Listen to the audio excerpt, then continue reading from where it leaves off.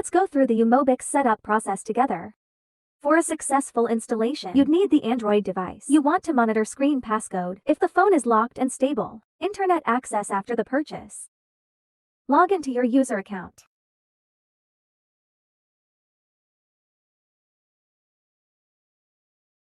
Here you are going to see a unique link. You will open it from the target device shortly. Let's get started. Take the target device and open the link on any browser.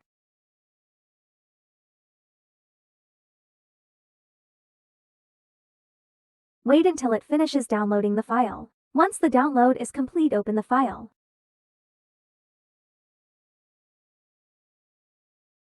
Click Install and wait for the installation to finish.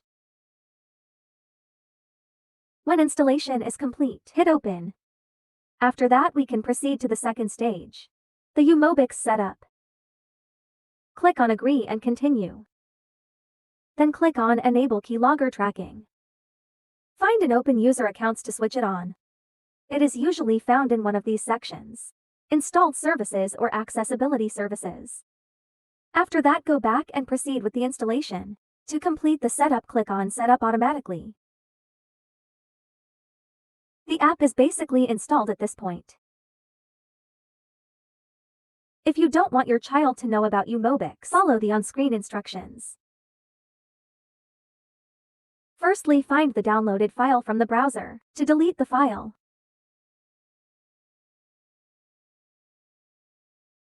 secondly, clear browsing history.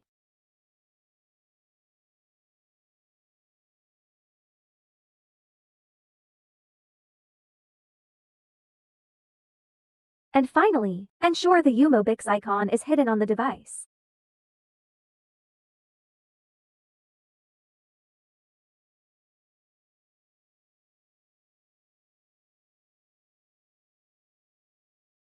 Now you know that uMobix setup is not difficult at all.